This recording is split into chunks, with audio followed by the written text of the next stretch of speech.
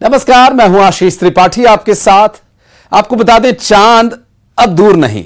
चंद्रयान 3 अब चंद्रमा के और करीब पहुंच गया है। चंद्रयान ने एक बार फिर अपने ऑर्बिट को घटाया है। भारत अब इतिहास रचने के और करीब जा पहुंचा है।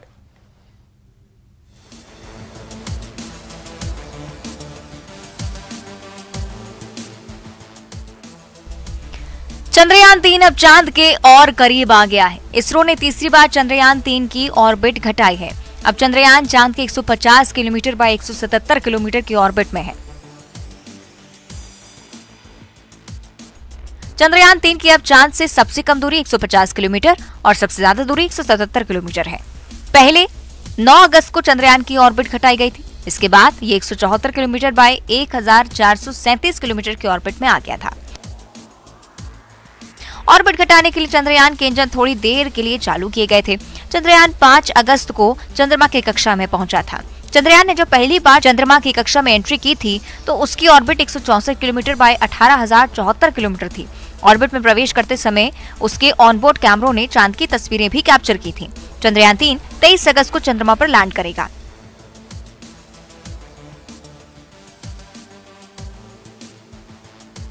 चंद्रयान अपनी मंजिल की ओर बढ़ रहा है। 1 अगस्त को चंद्रयान 3 ने चंद्रमा के मार्ग पर प्रवेश किया था और अब ये चंद्रमा के ऑर्बिट में पहुंच चुका है। चंद्रयान 3 14 जुलाई को श्रीहरिकोटा के सतीश धवन स्पेस सेंटर से लॉन्च किया गया था। इसके बाद से ये धरती से चांद तक की 3.84 लाख किलोमीटर के सफर पर है। चंद्रयान 3 चांद के दक्षिणी ध्रुव पर उतरकर इतिहास रचने के मिशन पर है। ये चंद्रमा का वो इलाका है जहां अब तक कोई लैंडर नहीं उतर पाया है। चंद्रयान 3 के साथ ही रूस का लूना 25 भी चांद की ओर बढ़ रहा है। इसका मिशन भी चांद के दक्षिणी ध्रुव पर ही लैंड करना है। ये मिशन इसरो की बड़ी सफलता है जिसमें भारतीय वैज्ञानिकों ने अपनी क्षमता दिखाई है। चंद्रयान के 3 हिस्से हैं। propulsion मॉड्यूल चंद्रयान को पृथ्वी की ऑर्बिट से चांद की ऑर्बिट तक ले जाएगा। चंद्रयान का एक और अहम हिस्सा है विक्रम लैंडर। propulsion मॉड्यूल से अलग होने के बाद ये ऑनबोर्ड सॉफ्टवेयर की मदद से चांद पर लैंड करेगा। लैंडिंग के समय इसकी स्पीड 2 किलोमीटर प्रति सेकंड की होगी। इसके बाद प्रज्ञान रोवर बाहर आएगा। ये सोलर पैनल की मदद से पावर जनरेट करेगा। प्रज्ञान रोवर लैंडर को डेटा भेजेगा। उसके बाद लैंडर इसे आगे पहुंचाएगा। चंद्रयान 3 अब चांद के बेहद करीब पहुंच चुका है। चांद के दक्षिणी ध्रुव पर लैंडर उतार इसरो अपनी क्षमता बताएगा। भारत अब पूरी दुनिया को साबित करके दिखाएगा कि देश के पास चांद पर सॉफ्ट लैंडिंग और रोवर को वहां चलाने की काबिलियत है। Bureau report, news 18।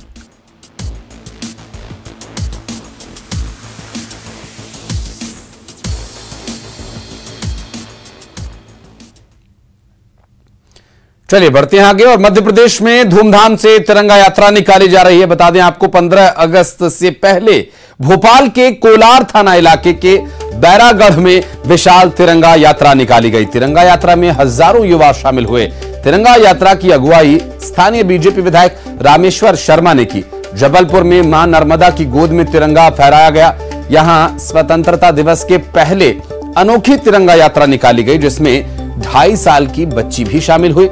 इस दौरान लोगों ने हाथों में तिरंगा थामकर अखंड भारत का संकल्प लिया।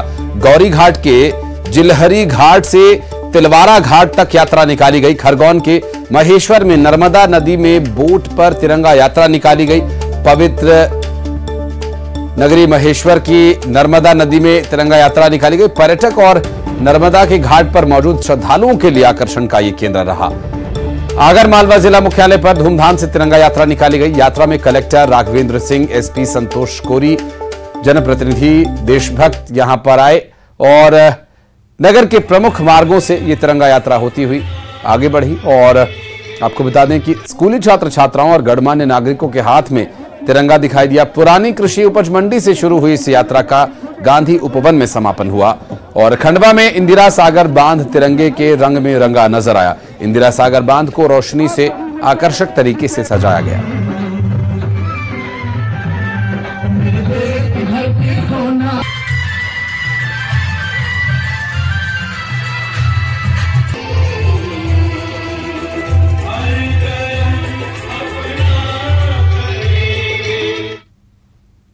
और अब आपको मारपीट की 2 तस्वीरें दिखाते हैं। खरगोन में बीच सड़क पर लड़कियों के बीच जमकर लात घूंसे चले और बीच सड़क पर हुई इस मारपीट का वीडियो सामने आया।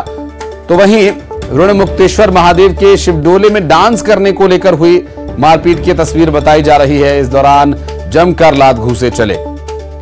जहां जैतापुर इलाके में भगवान ऋणमुक्तेश्वर महादेव का शिवडोला निकाला गया था और इस दौरान ये युवतियां आपस में भिड़ गईं। हरदा में भी जमकर हंगामा हुआ। दरअसल अभिनेता सनी देओल की फिल्म गदर 2 देखने के लिए थिएटर पहुंचे दर्शक आपस में भिड़ गए। टिकट को लेकर इनके बीच विवाद हुआ बताया जा रहा है। जिले के टिमरनी के थिएटर में फिल्म देखने के लिए ये पहुंचे हुए थे। टिकट लेने के दौरान यहां पर आपस में ही गदर मच गया। दर्शकों में विवाद इतना बढ़ गया कि आपस में मारपीट शुरू हो गई और इस दौरान जमकर लात घूंसे चले। लोगों ने इन्हें समझा बुझाकर अलग किया।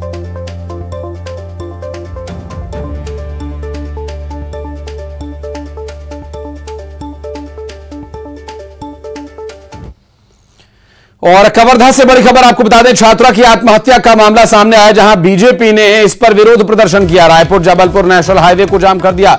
दशरंगपुर चौकी के पास प्रदर्शन किया गया। सांसद संतोष पांडे भी इसमें शामिल हुए। कवर्धा से बड़ी खबर, छात्रा की आत्महत्या का मामला।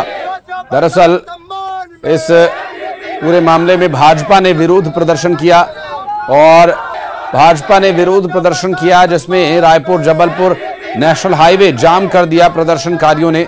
दशरंगपुर चौकी के पास ये प्रदर्शन किया गया भाजपा के कार्यकर्ताओं की तरफ से। कवर्धा से बड़ी खबर, आत्महत्या के मामले में भाजपा के प्रदर्शनकारी सड़क पर उतरे। रायपुर जबलपुर नेशनल हाईवे का रास्ता जाम कर यहां पर प्रदर्शन किया गया। सांसद संतोष पांडे भी इसमें शामिल हुए। दशरंगपुर चौकी के पास हुए प्रदर्शन में सांसद संतोष पांडे भी शामिल हुए। दरअसल भाजपा यहां पर विरोध जता रही है।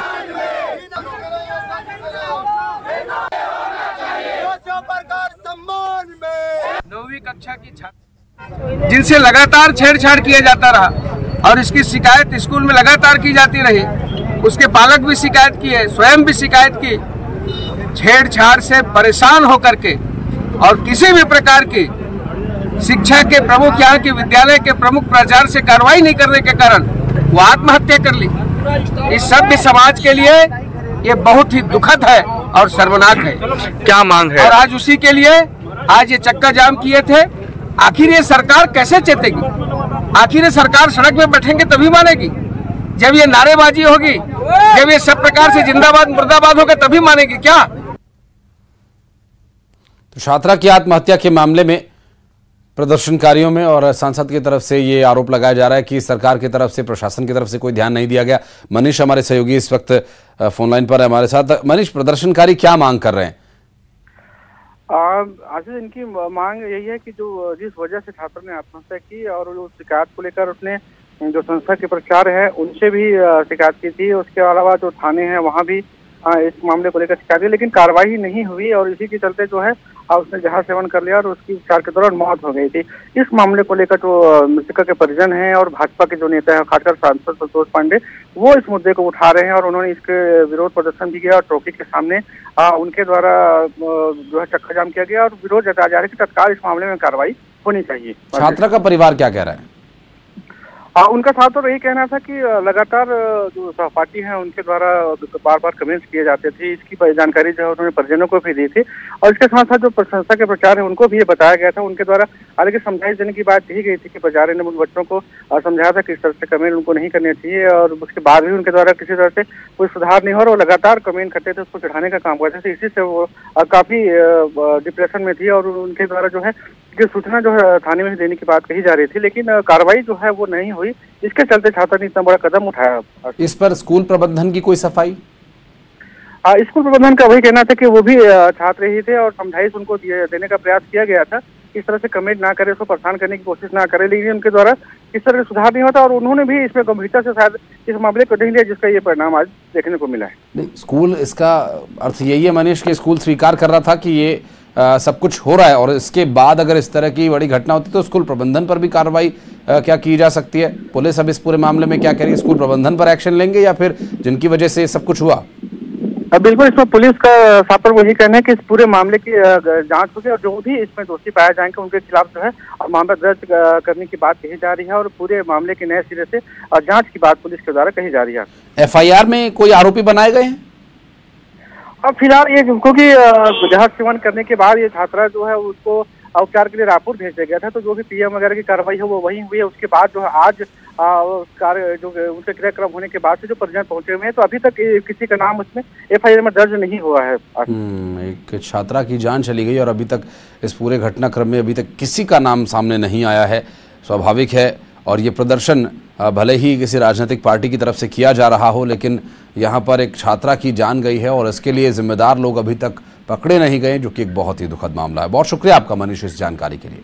और रीवा से बड़ी खबर आपको बता दें, क्यूटी वाटरफॉल में एक बार और हादसा हो गया। दरअसल प्रयागराज से पिकनिक मनाने के लिए आए एक शख्स की मौत हो गई। 7 दोस्तों में से एक की मौत हो गई। 7 दोस्तों ने नदी में छलांग लगा दी और पुलिस ने शव को बरामद किया है।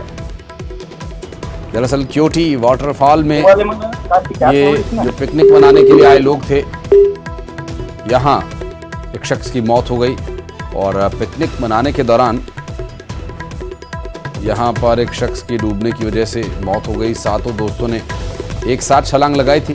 6 तो बाहर आ गए, लेकिन एक बाहर नहीं आ पाया। तो ऐसे पिकनिक स्पॉट्स पर या जो डेयरिंग या एडवेंचर के शौकीन लोग हैं, कृपया वो प्रशिक्षित और सुरक्षित जगहों पर जाकर डेयरिंग बाजी करें।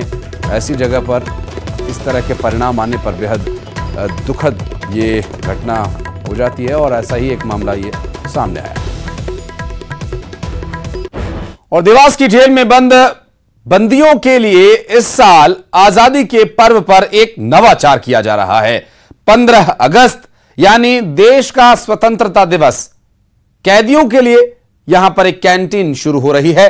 जेल में कैंटीन शुरू करने के पीछे कैदियों को रेगुलर मिलने वाले सामान्य भोजन के साथ ही स्वाद में बदलाव लाने के लिए कुछ नया दिया जा सके।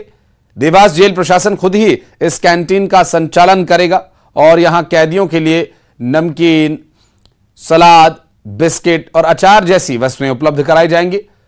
योजना 15 अगस्त से शुरू की जाएगी। जो मुख्यालय से निर्देश हमें प्राप्त हुए हैं उसी के अनुसार हमें कैंटीन संचालित करनी होगी, जिसमें 15 रुपए प्रति माह बंदी अपने ऊपर खर्च कर सकता है, जिसमें नमकीन, बिस्किट, साबुन, तेल सभी चीजें सम्मिलित हैं। यहाँ जो भोजन बनता है बहुत सिंपल, जैसे अपने घरों में बनता है। अपन भी घर में कभी कभी मटर पनीर बना लेते हैं, कभी कुछ चेंज कर लेते हैं, कभी बाहर खा लेते हैं। तो यहाँ बंदियों को वो उपलब्ध नहीं हो पाता। काफी समय पहले कैंटीन चालू थी, बट बीच में कुछ ऐसा हुआ था कि कुछ सामान अंदर सप्लाई होने लगा था, जिसके कारण ये इसे बंद कर दिया गया था। बट हमारे DG साहब ने समझा इस बात को कि बंदी भी इंसान है, उन्हें भी स्वाद चेंज करने का अधिकार है। इस पर्पज से बंदे को कैंटीन की सुविधा दे रहे हैं।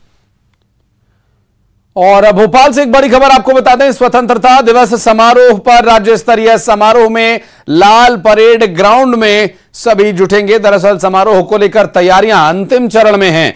हालांकि बारिश को लेकर लाल परेड ग्राउंड में तैयारी की जा रही है कि यदि बारिश आती है तो क्या व्यवस्थाएं होंगी। और परेड और यहां पर दलों के लिए ग्राउंड को सीमेंटेड किया गया है। बड़ी संख्या में स्कूली छात्र छात्रा इसमें शामिल होंगे कार्यक्रम में और मुख्यमंत्री शिवराज सिंह चौहान प्रदेश के नाम संदेश जारी करेंगे।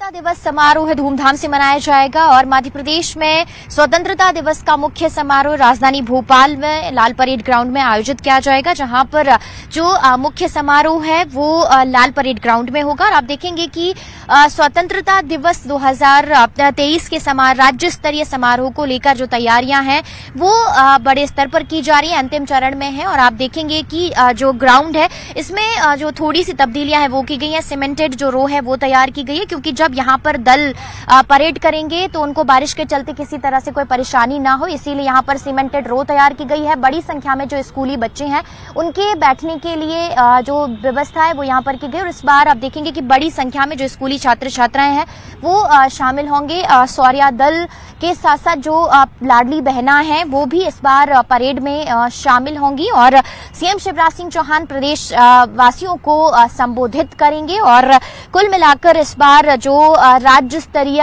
समारोह लाल परेड ग्राउंड में जो मनाया जा रहा है, बड़े स्तर पर आयोजित किया जा रहा है और कोविड के बाद बड़ी संख्या में इस बार स्कूली छात्र छात्राएं भी कार्यक्रम में शामिल होने वाले हैं और जो तैयारियां हैं वो अंतिम चरण में। और इस बार बारिश को देखते हुए तमाम जो इंतजामात हैं वो इस बार राज्य स्तरीय स्वतंत्रता दिवस समारोह में किए गए हैं। कैमरामैन मोहसिन के साथ रंजना दुबे, न्यूज़ 18 भोपाल।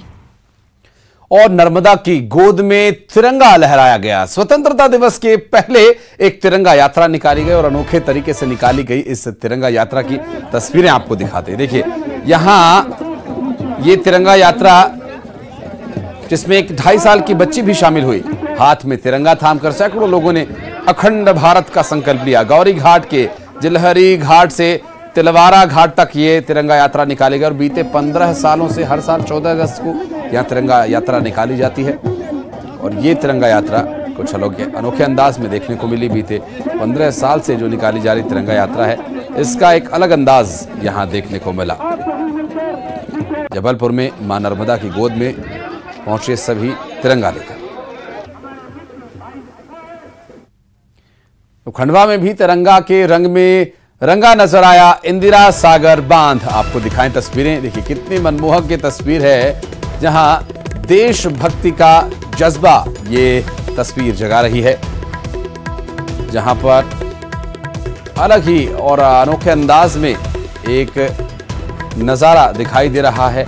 और एक नहीं 2 नजारे एक तरह से, क्योंकि मां नर्मदा में इसका जो प्रतिबिंब बन रहा है वो भी बेहद खूबसूरत और आकर्षक लगता है। रोशनी से तिरंगे की सराबोर है इस वक्त मां नर्मदा भी और इंदिरा सागर बांध, जहां LED लाइट्स की मदद से केसरिया, सफेद और हरे रंग से तिरंगा यहां प्रतिबिंबित किया जा रहा है। और पूरे छत्तीसगढ़ में हर घर तिरंगा अभियान चलाया जा रहा है। सुकमा के नक्सल प्रभावित गांव पेंटा में CRPF जवानों और ग्रामीणों ने मिलकर तिरंगा यात्रा निकाली, जो गांव के मुख्य मार्गों से गुजरी। 3 तस्वीरें इससे जुड़ी आपको दिखा रहे हैं। और इस दौरान भारत माता की जय, वंदे मातरम के नारों से पूरा इलाका गुंजायमान हो उठा। कोरबा में हर घर तिरंगा अभियान के तहत शहर में तिरंगा रैली निकाली गई। कोसाबाड़ी मुख्य डाकघर से पोस्ट ऑफिस कर्मचारियों ने घंटाघर चौक तक ये रैली निकाली। इस दौरान लोगों से घरों में तिरंगा फहराने की अपील की गई। नक्सलगढ़ में तैनात BSF जवानों ने कढ़ाई कोदरा गांव में बच्चों में देशभक्ति की भावना जगाई। स्कूली बच्चों के साथ निकाली गई तिरंगा यात्रा। वहीं कांकेर में BSF अधिकारी और स्कूली बच्चों ने हाथ में तिरंगा लेकर जय घोष किया, फेरी लगाई। अमृत महोत्सव के तहत हर घर तिरंगा अभियान चलाया जा रहा है।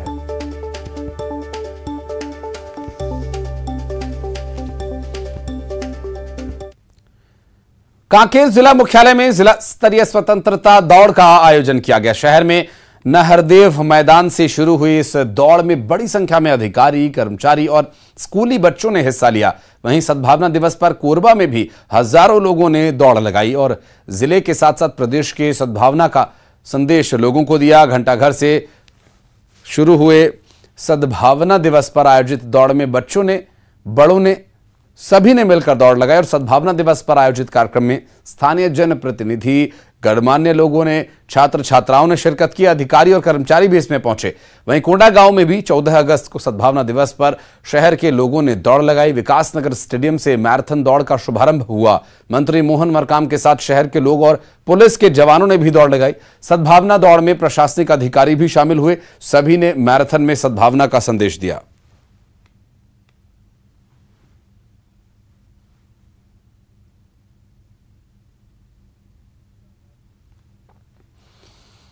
बीजेपी प्रदेश अध्यक्ष अरुण साव के बुलडोजर वाले बयान पर सीएम भूपेश बघेल ने कड़ी प्रतिक्रिया दी।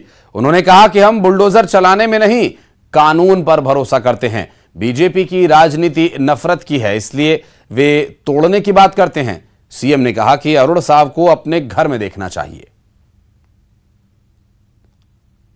अरुण साव जी, और क्योंकि रमन सिंह जी ने स्वीकार किया है कि 1 साल कमीशन खोरी बंद कर दो, उसके 30 साल राज करेंगे। कमीशन खोरी बंद नहीं की है और सत्ता से चले गए। 15 साल की सरकार 15 सीट पर सिमट गई। तो अरुण साहू जी पहले अपने घर से शुरुआत कर ले। जितने कमीशन खोर हैं, जिसको रमन सिंह जी ने कहा है, उसके पहले उसके घरों में पहले क्या चलाना है वो चलाए भाई। और हम लोग को बुलडोजर वगैरह चलाने में विश्वास नहीं करते, कानून पे विश्वास करते हैं। कानून का राज हमारे छत्तीसगढ़ में है और विधि सम्मत कार्रवाई हम लोग करेंगे। और बलौदाबाजार से बड़ी खबर आपको बता दें, हाथियों के हमले में एक की मौत हो गई, जहां एक शख्स इसमें घायल हुआ बताया जा रहा है। कुशगढ़ गांव में हाथियों ने हमला किया, एक ग्रामीण की मौत हो गई, एक इसमें गंभीर रूप से घायल हो गया। खेत में दवाई डालने के लिए गए शख्स पर हाथी ने हमला कर दिया और इस दौरान का एक भयावह वीडियो भी सामने आया है। हाथी ने हमला किया और अर्जुन नदी के पास की यह घटना बताई जा रही है। दरअसल अर्जुनी वन परिक्षेत्र के वन अधिकारी मौके पर मौजूद हैं। तस्वीरें हम आपको दिखा रहे हैं, जहां देखिए हाथियों के हमले में एक शख्स जिसकी जान चली गई, जबकि एक शख्स यहां पर बुरी तरह से घायल हो गया। और इस दौरान कुछ लोग वहां पर वीडियो भी बनाते देखे गए। छत्तीसगढ़ के पेंड्रा, मनेन्द्रगढ़, बलरामपुर जिले में हाथियों का दल जमकर उत्पात मचा रहा है। जीपीएम जिले में मरवाही के घुसरिया बीट में हाथियों का दल वापस आ गया। 3 तस्वीरें से जुड़ी आपको दिखा रहे हैं। 38 दिन मध्य प्रदेश में रहने के बाद एक बार फिर ये लौट आया है।